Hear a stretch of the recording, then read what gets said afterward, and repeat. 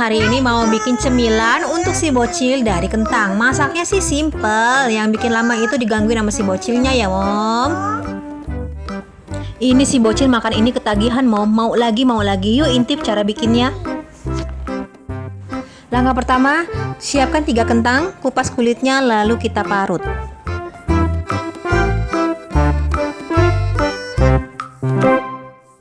Kita parut semua ya Mom kentangnya. Setelah diparut semua, kentangnya kita kukus ya Mom 6 menit.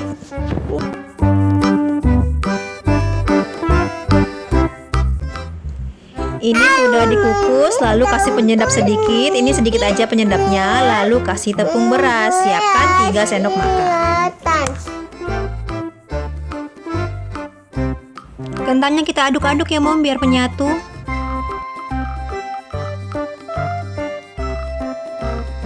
Tepung ini hanya untuk menyatukan kentang aja ya Mom, biar nggak ambiar.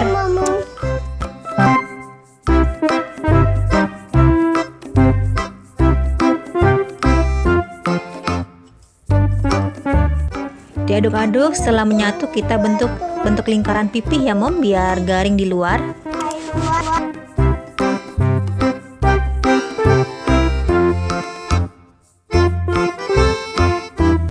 Kita bentuk semua ya Mom adonannya. Setelah beres dibentuk, kita masukkan ke lemari es ya Mom 10 menit biar dingin. Nah ini saya kasih lagi tepung ya biar nggak lengket ya Mom.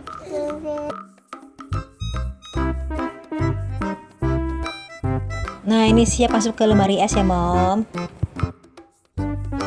Setelah 10 menit di lemari es, kita goreng di api yang besar. Digorengnya sampai kering ya Mom, sampai warnanya berubah jadi keemasan.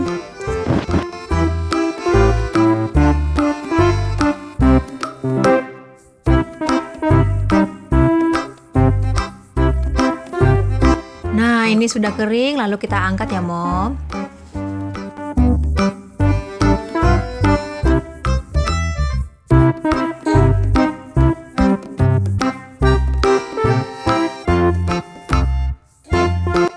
Habis semua digoreng, kita taruh di piring.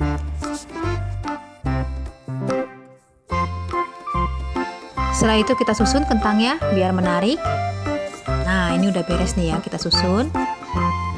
Sampai ketemu di video selanjutnya Mom.